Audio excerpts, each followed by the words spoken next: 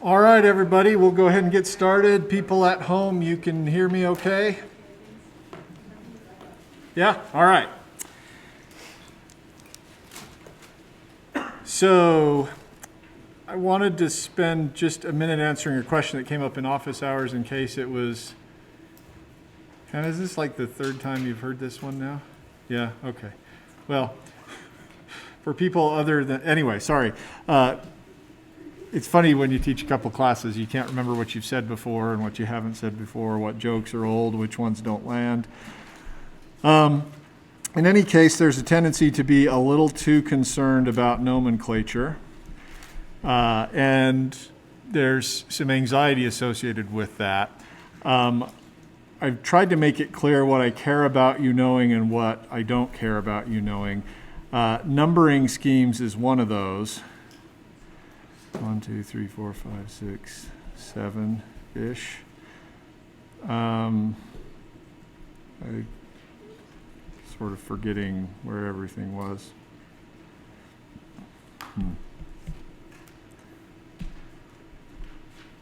Anyway, some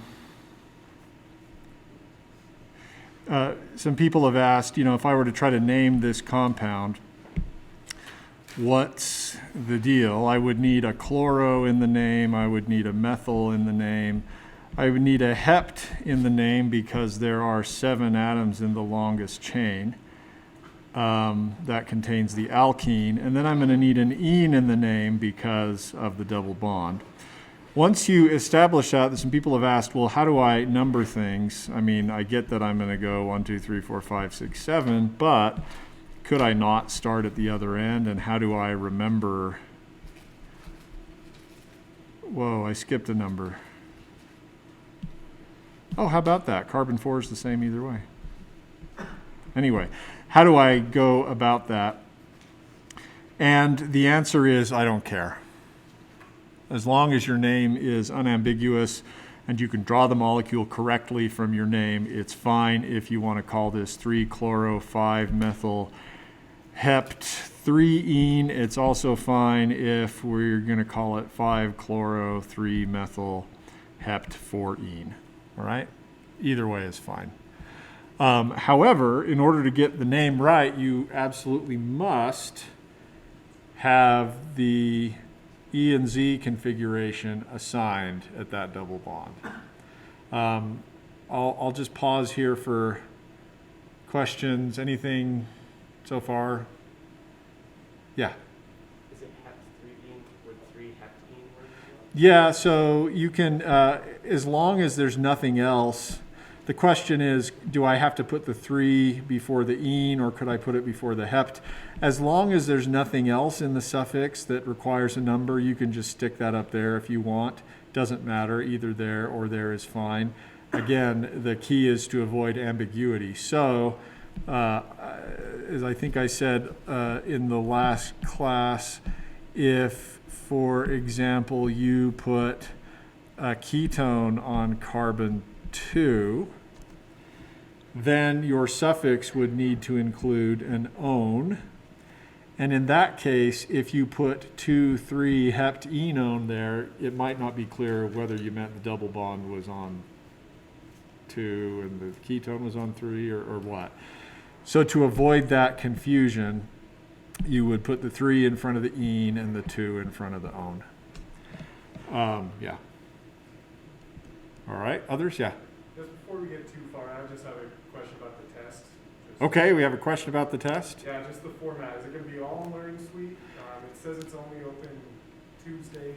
Yeah, the exam will be given, unless you have other accommodations that you've arranged with me, the exam will be given only on Tuesday via Learning Suite, all multiple choice, and you will have 3 hours to complete it at any point between whenever it opens on Tuesday and the end of the day.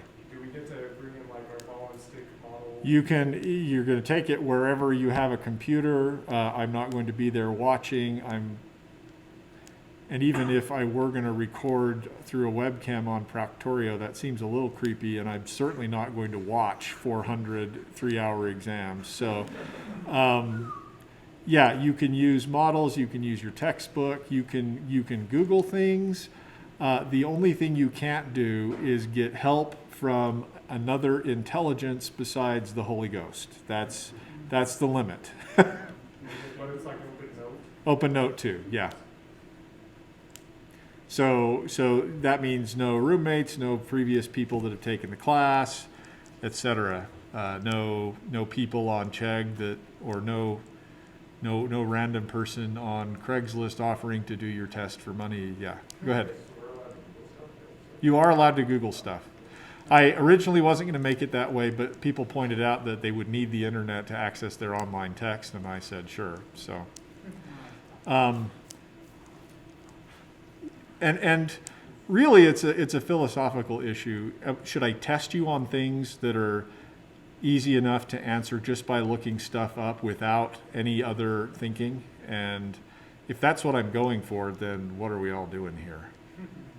So, you can access information. It's not going to be about memorizing facts.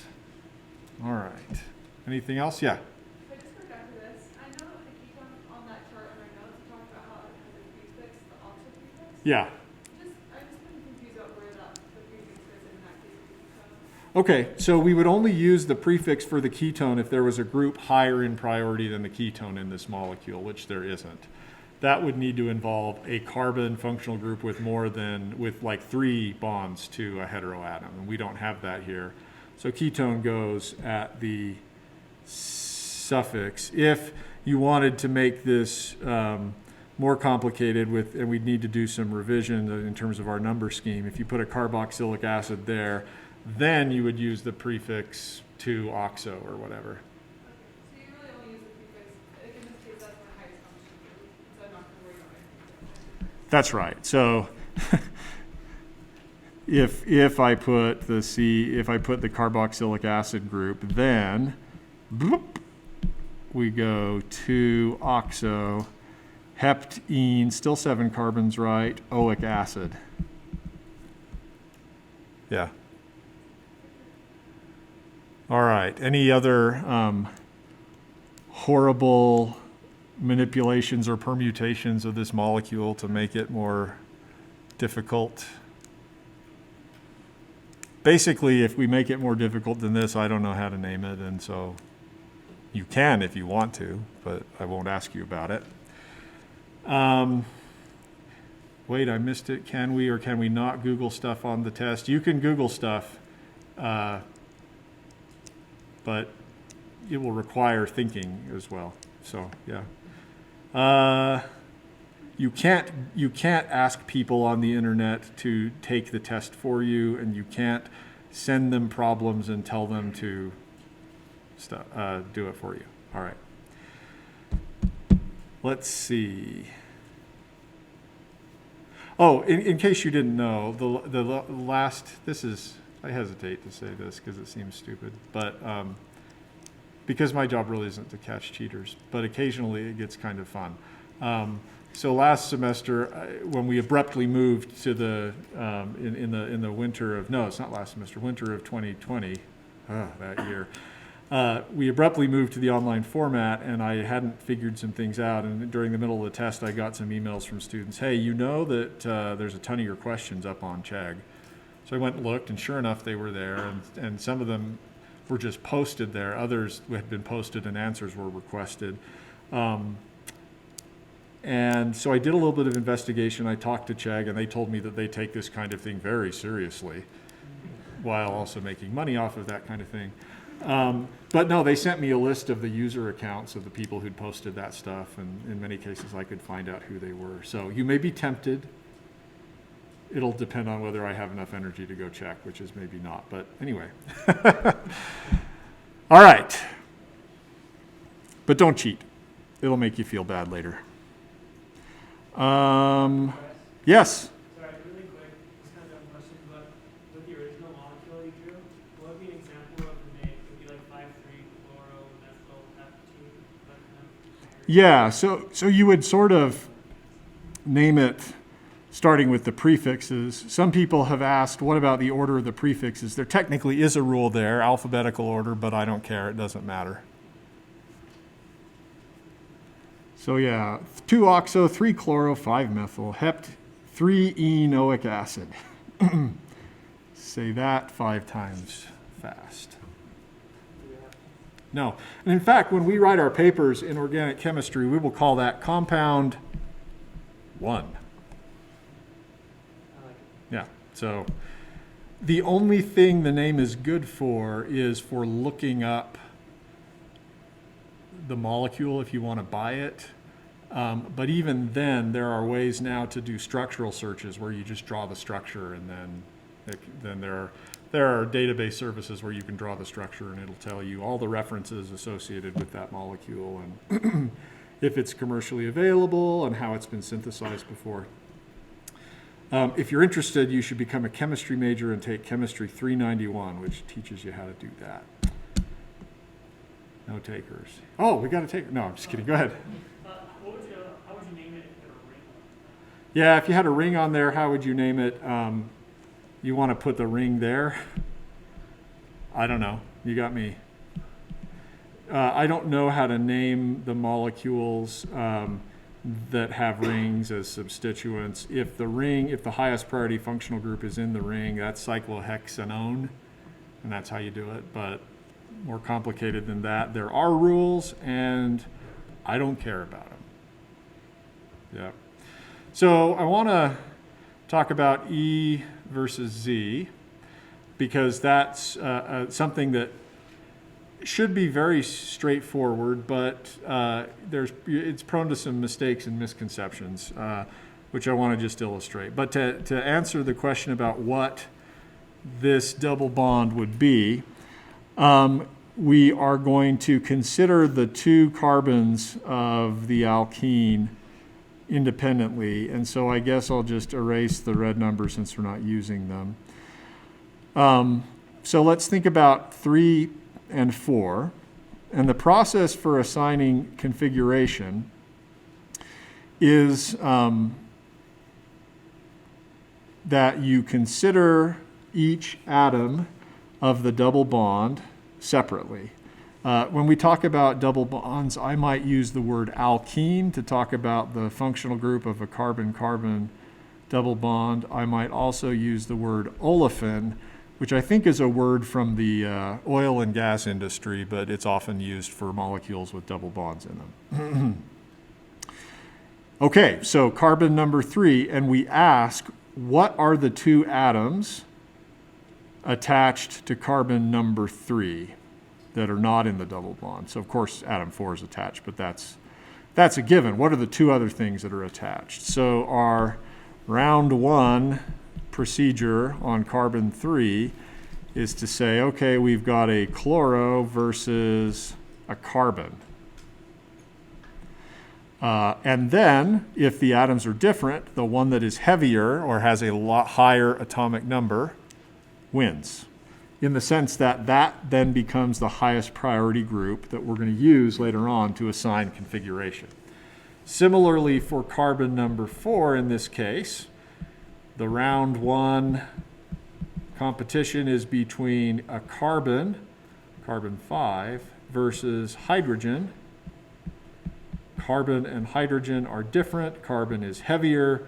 Carbon is the higher priority functional group. If they are on the same side of the double bond, we call that Z. All right? If they were on opposite sides, we would call that E. All right? So a couple of potential misconceptions that people run into.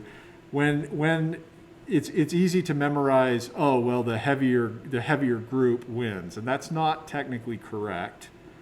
Because if you compare the weight of chloro versus the weight of all of this, you might be led to an incorrect conclusion. It's an atom-by-atom comparison, not a weighing of everything that's attached on this side versus that side.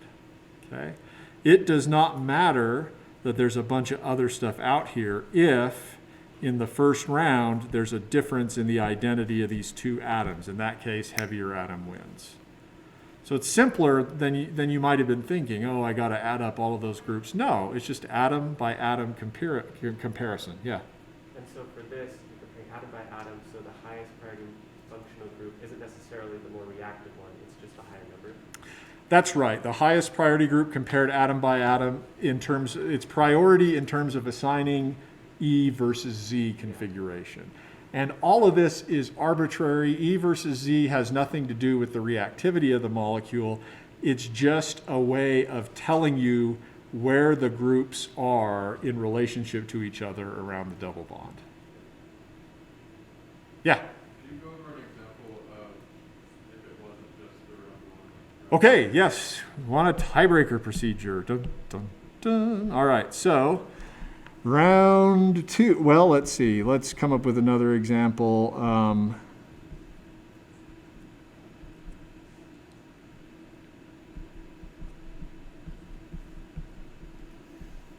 Uh-oh. It's a benzene ring, and that makes people anxious.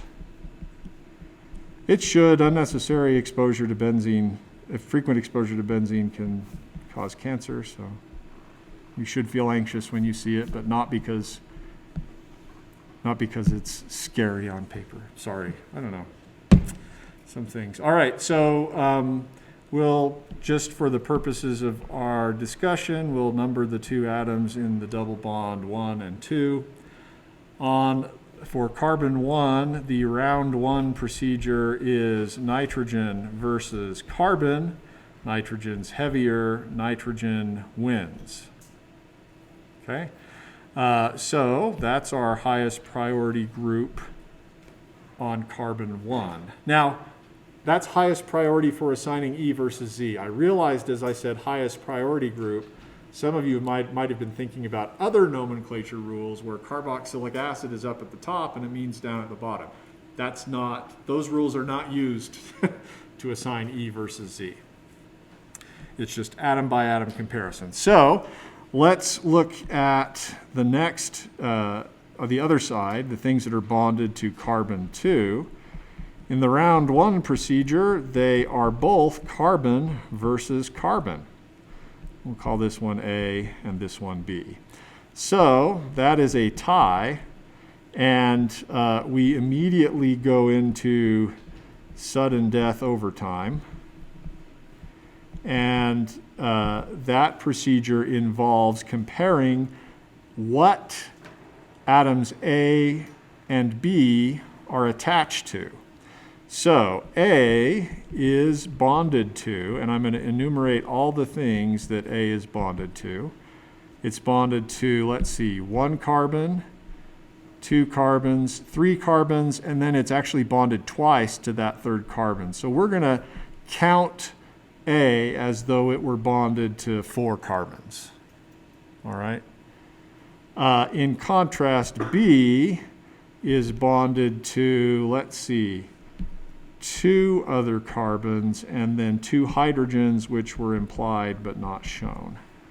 And that may be another place where you might experience some difficulty if you forget the hydrogens that are there. So, sudden death overtime, we write the list from heaviest thing that it's bonded to lightest. And then we start at the heaviest side, carbon versus carbon. That's a tie. Carbon versus carbon, that's another tie.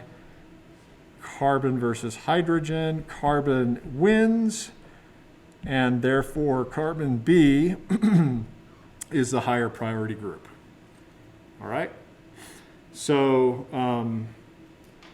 now we would call this E, because they're on opposite sides.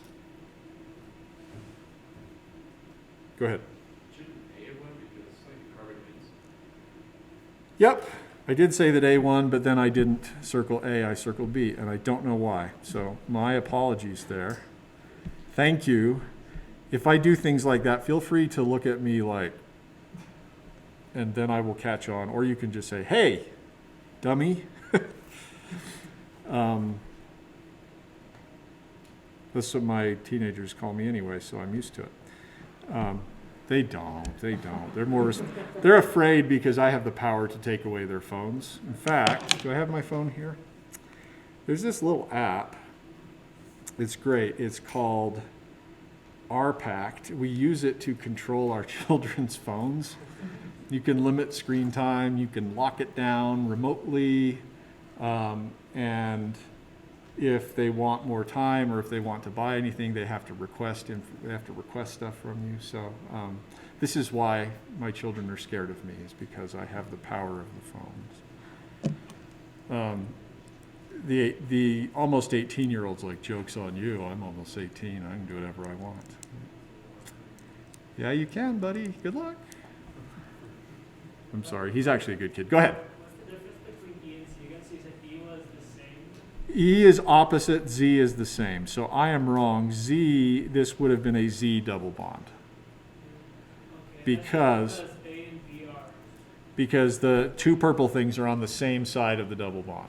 Okay, I see it. Yeah. I see it. Yeah, I'm sorry about that confusion. It is a Z double bond. All right. It can get actually more tricky than that. There can be multiple tie-breaking procedures. So let me see if I can just make this same example a little bit more troublesome.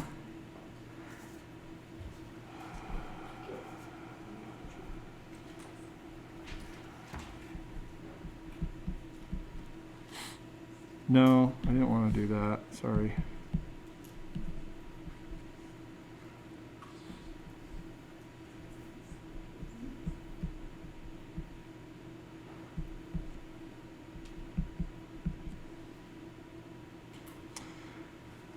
Okay, I don't know if this molecule is real or not. So, I mean, we've kept all the rules, but I don't know whether anybody's made this or if it exists anywhere, or if it would be stable. So on carbon 1 on the left-hand side, we still have the NH2 group as the winner. On carbon 2, our round 1 procedure is going to say, carbon versus carbon. We'll call one A and one B. So the tiebreaker is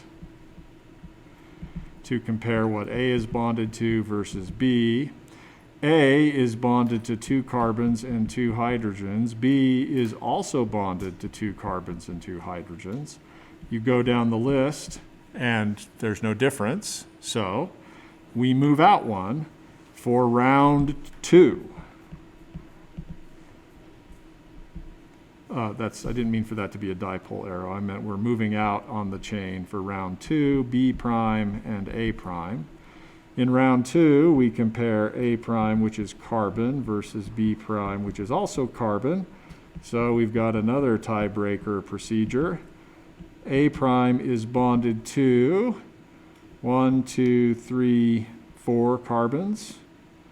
B prime is bonded to a bromine and another carbon and 2 hydrogens. So we go down the list from heaviest to lightest. In the first comparison in our tiebreaker, bromo versus carbon, they are different. Bromo wins, and that means that this group is the higher priority one, and this double bond would be E.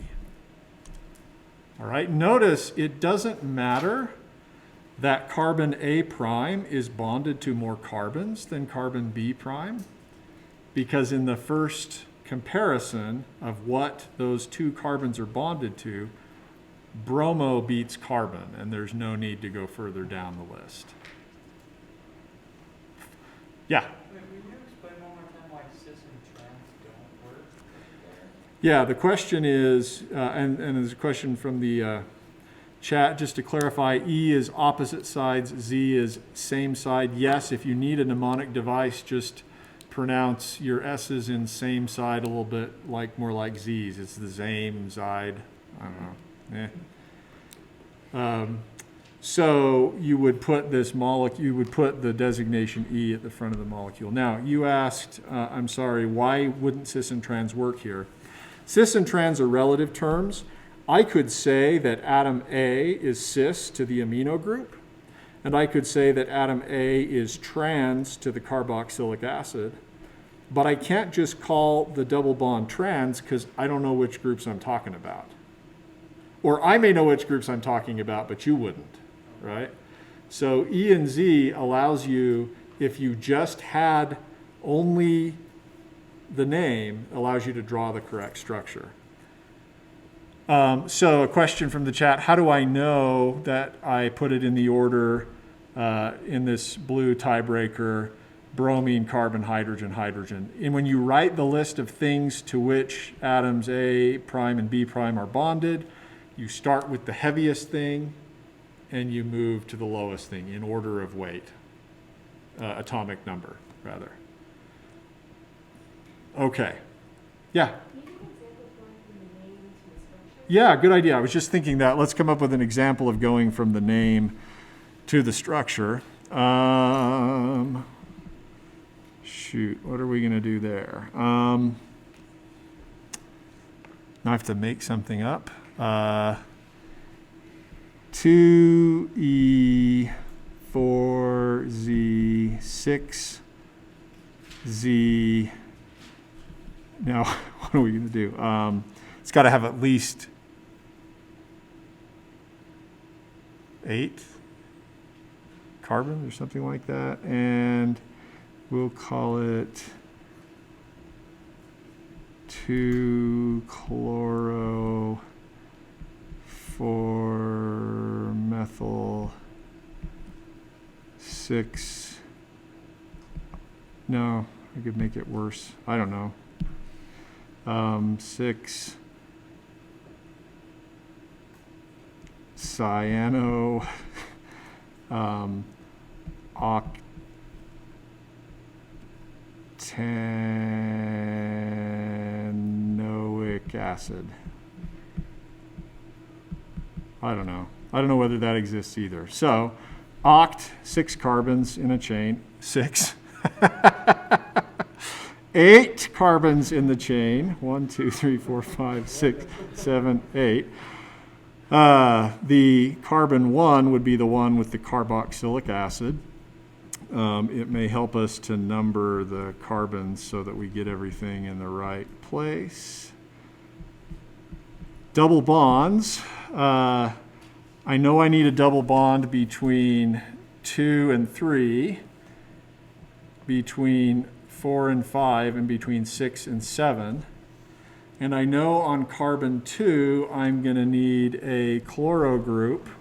On carbon 4, I'm going to need a methyl group. And on carbon 6, I'm going to need a cyano group, which is CN. It's a nitrile. It's not terribly important right now, but you can look it up if you want to know more about it. Now, this is the tricky part because I've drawn the chain and sort of extended. And now I kind of want to, I may need to adjust my drawing to get the stereochemistry right. All right, so you can sort of do this by trial and error. Let's put the double bond there and the chloro group here. And then let's ask, did we really make it E? All right, so on atom 2, comparing the two things bonded to atom 2, chloro versus carbon, chloro wins. On atom 3, you've got carbon versus hydrogen. Carbon is heavier, hydrogen wins. So what configuration did I draw? I drew the Z configuration, but I wanted the E configuration. So I can do that in one of 2 ways, and I will choose the way that is easiest for me, which is I need to switch the position of the chloro and the carboxylic acid. Now, the highest priority group in terms of the rules is they are now opposite each other. So that double bond is E. See how we did that? Sometimes you got to trial and error it. I can't think of a better way to do it. 4 and 5, where they're supposed to be Z. So if I put the methyl group here and the double bond there,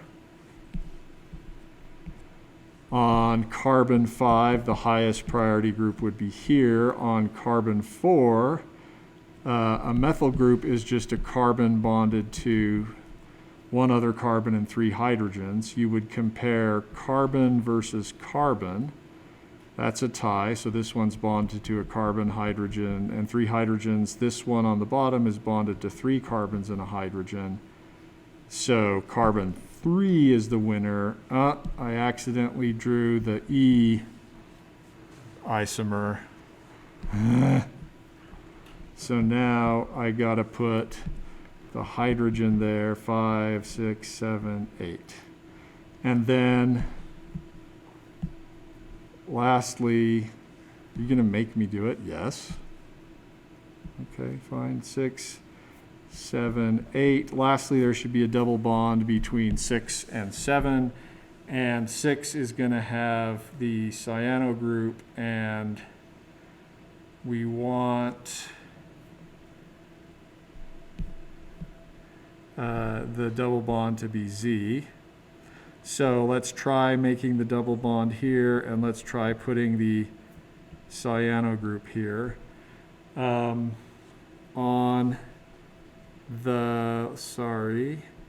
carbon 5, which group is going to win? You've got a hydrogen versus a carbon. The carbon, oh, I'm sorry. I'm not thinking correctly. So we're going to compare the groups attached to carbon 6 and then the groups that are attached to carbon 7. On carbon 6, you have a carbon versus a carbon, so that's a tie. Carbon 5 up here is bonded to 3 other carbons and a hydrogen. On the bottom here, the cyanocarbon is bonded to 3 nitrogens and a carbon, 3 times to nitrogen and a carbon.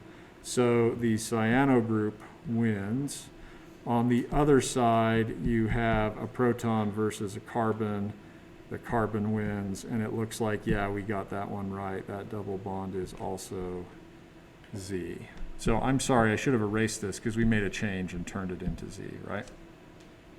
Okay. Yes? You wrote 3 N's and then a C, so it's Heavy. 1 N for each. 1 N for each bond to nitrogen. Okay. Yep. Doesn't turn out to matter because the first one wins for you, but yeah. Yes? Wouldn't that be a bond? 2, 4, 6, try, and then? Oh, yes, thank you. So you've discovered an error. You would need, before the oic acid, you would need oct 2, 4, 6 triene oic acid. You're absolutely right about that. It's what you get when I make stuff up on the fly. Sometimes what you get when I write exam problems, but when I do that, it's very easy for multiple choice exams to give everybody credit for my stupid mistakes. So, all right, others? So it's just probably worth practicing E and Z. You got to encounter your misconceptions and make sure that you can do it. It's not that complicated if you know the procedure. Could I write out the name for the molecule? Yes, if you start here and go down here and then follow it to there. So,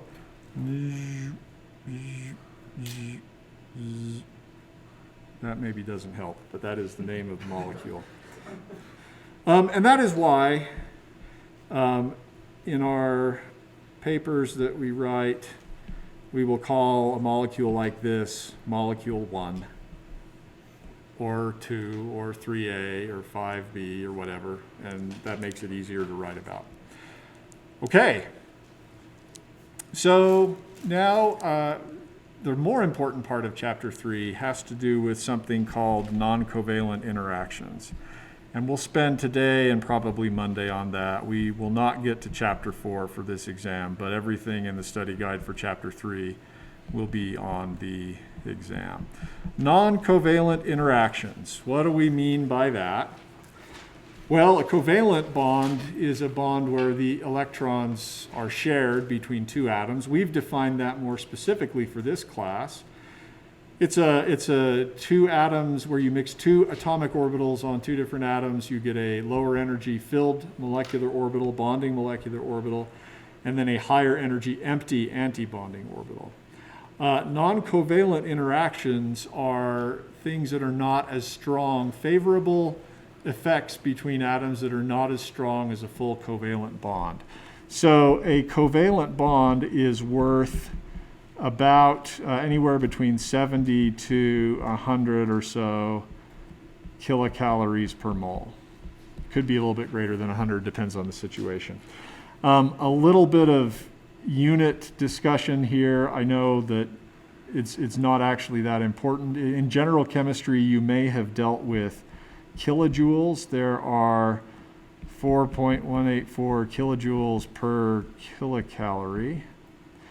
Why do chemists in many cases stick with, or at least organic chemists stick with kilocalories? Stubbornness and tradition. It's sort of a you can't tell me what to do metric system kind of thing. And it's because a lot of chemists already have a good, we've spent a lot of time dealing with numbers in kcals, so it's just easy to keep working in kcals. I believe your text uses kilojoules most of the time, which is okay. If you remember, there's about a 4-to-1 ratio.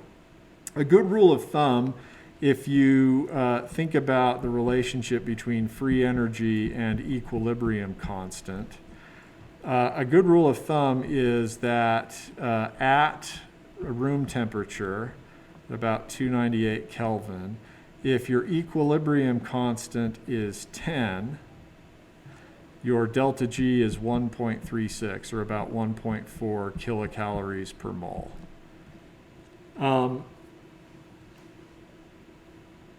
And what this tells you is that if you, for any process, if you change the free energy, if you're able to change the free energy by even a couple of kcals, you can affect equilibrium constant quite dramatically. Every 1.4 kilocalories per mole is worth a factor of 10 in equilibrium constant. And why am I telling you this? Well, the non-covalent interactions are only about 1 to 10 kilocalories per mole in strength. So they are much weaker than covalent interactions, at least as we measure them in context. But they are important enough to still be able to affect biological processes. There's a question, is study guide 3 still due tomorrow? No, I'm going to move it to be, I'll just have you say you did it after the exam.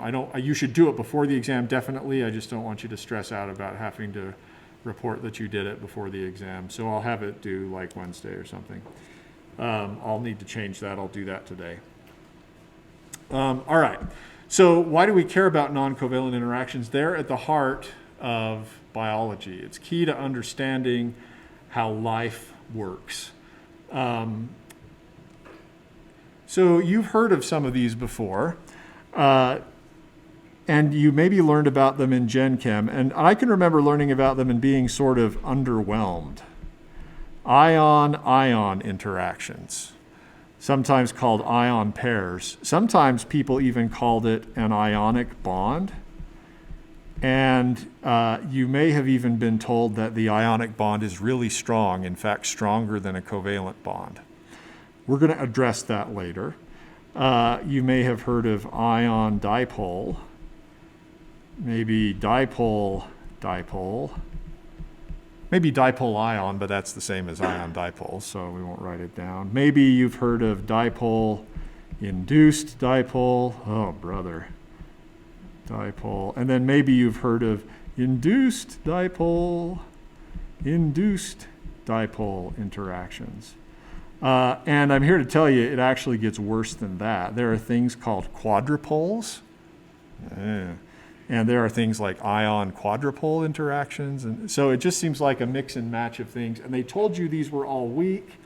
And so you basically knew that they existed, but maybe didn't spend a lot of time on them. But it turns out these interactions are at the heart of biology. They are how your heart pumps blood. They are how your brain sends signals down neurons. They are behind why when you touch something, you can feel it there. They are behind how the gecko can climb on the wall. They're behind why salt dissolves in water. Basically, they're behind how drugs bind to receptors to cause effects. They're behind how DNA conveys information that becomes the proteins that make us work. And they are behind how proteins adopt their exquisite three-dimensional structures. So if you want to know biochemistry and you want to understand life, you got to understand this stuff. So I want to start with the most famousest of the non-covalent interactions, the ion-ion interaction. Sometimes people will call this an electrostatic interaction, meaning it derives from attraction between opposite charges. Really, all of these are electrostatic interactions because they involve attraction between either full charges or partial charges. So ion-ion interactions are between full charges. This derives from Coulomb's law. Physics, do I have to remember this? You can look up the law if you need to know it. The energy of interaction between two charges is equal to the magnitude of charge 1 times the magnitude of charge 2 divided by the radius between them. And then there's a constant in front that includes the number pi to reflect that these are point charges that have an influence on each other in a spherical sense. And then this constant here, which is basically how charge is transmitted through a vacuum. It's called vacuum permittivity. And it turns out that if we change what's in between the two charges, we change the energy of the interaction between the two charges. As this number goes up, the two charges don't feel each other quite as much anymore. Similarly, as the two charges get farther apart, the interaction isn't as strong anymore. And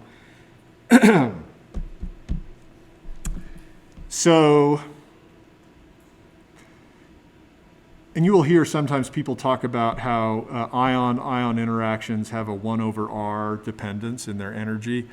A lot of these other interactions fall off a lot quicker, maybe 1/r squared or 1/r to the 6. And so the ion-ion interactions, because they involve full charges, are the longest range non-covalent interactions. Charges that are reasonably far apart can still feel each other.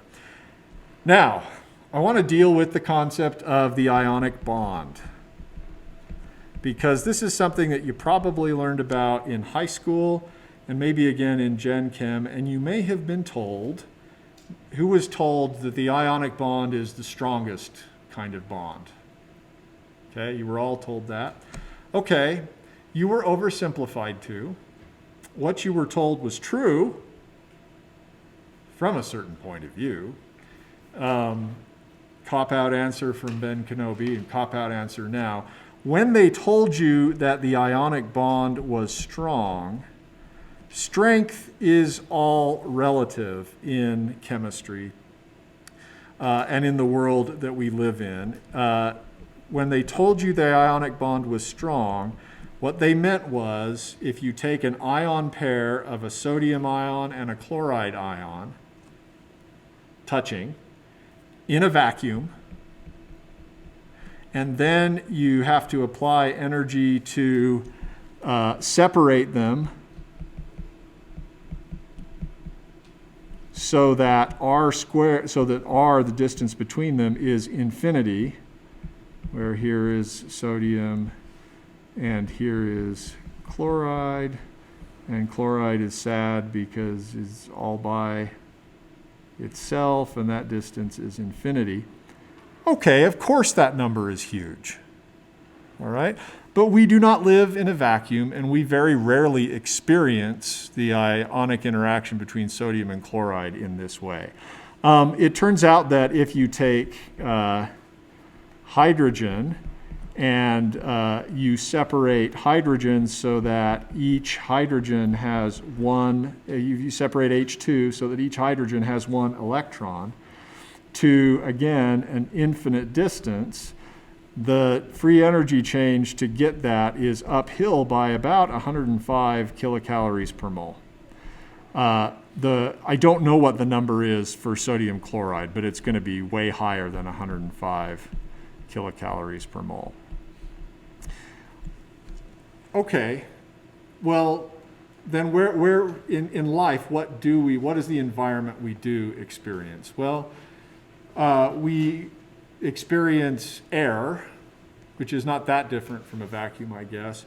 But most of the chemistry of life goes on not in air, but in water. All right? So water is the relevant environment. Water changes electrostatic interactions because this number is different in water than it is in a vacuum. But it gets even more complicated than that because of what happens to the ions in water. All right, so imagine you have sodium and chloride, and they're in, I don't know what I'm doing there. They're in an extended crystalline lattice. I'm not going to draw, but you need to, I mean, you probably have seen these things before, just going off in infinite directions. It's like a Borg cube where each intersection is a, you guys don't know the Borg, do you? No, Star Trek? Probably not worth worrying about at this stage, but if you grew up in the 80s and 90s, you would know the Borg. Anyway, you put a grain of salt or a bunch of salt in water, and the salt molecules or the salt ions are interacting with each other, and the water molecules are actually interacting with each other too. Oxygen's more electronegative than hydrogen. And so oxygen atoms have a partial negative charge and hydrogen atoms have a partial positive charge. And in water, there's these transient, short-lived, but and rapidly exchanging interactions between oxygen atoms and nearby hydrogen atoms from other water molecules. We call that hydrogen bonding, which is basically a kind of dipole-dipole interaction, which is pretty strong because of the small size of hydrogen and how close it can get to the partial negative charge on the other atom. So that's prior to dissolving. After dissolving, you have the sodium ion, and some of the water molecules, instead of hydrogen bonding with each other, are actually, their partial negative ends are interacting with the sodium ion. They are solvating it. They are forming a thin shell of water molecules that are oriented with their partial negative charge ends towards sodium. And similarly, the chloride ions are being hydrogen bound by the partial positive charge. Again, what on earth am I doing? On the hydrogens, okay? That's the general idea. So you have not infinitely separated ions. You have ions that may still be close to each other, but they're surrounded by water molecules. You are replacing a few ion-ion interactions with many ion-dipole interactions. And if we think about whether or not this process is favorable, we all know it is because we've all presumably been in the kitchen and had to dissolve salt in water at some point. And it goes without any trouble at all. In fact, you can get a lot of salt in water. You can make brine and then brine your turkey or brine pickles. If you're going to brine pickles, you should rinse the pickles off before you put them in the pickling solution after you've brined them. I didn't do that the last time I made pickles. They were so gross and I've never done it again. Nothing to do with chemistry there. So it's spontaneous. That means the free energy of this process is less than zero. It's negative. Free energy is related to changes in enthalpy and changes in entropy. Enthalpy you can think of as changes in strength of bonds / interactions, and entropy you can think of as disordered. So if you think about before the process versus after, what changes? Before the solid sodium chloride is fairly ordered, Once it's dissolved, the individual ions are very free to be in solution. Their relationship relative to each other isn't constrained. So definitely entropy increases, and that should have a favorable negative effect on delta G. Similarly, if we look at enthalpy and how it changes, we replace a few interactions with a lot more weaker interactions, and probably it's about a wash. Probably the strength of interactions before versus after are not that different. Sometimes the number is enough that you can measure. Some salts, when you dissolve in water, the solution heats up because the interactions you form are more favorable than the interactions that you break. In other cases, you can dissolve a salt and the solution will get colder because it absorbs energy. It's an uphill process. In any case, we would not call the ion-ion bond in sodium chloride strong in water. It is easily replaced and broken. So the lesson is non-covalent interactions can be important.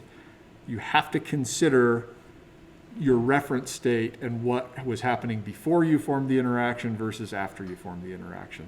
All right, sorry, I went just a little bit long. We will stop there, and I will see you next time.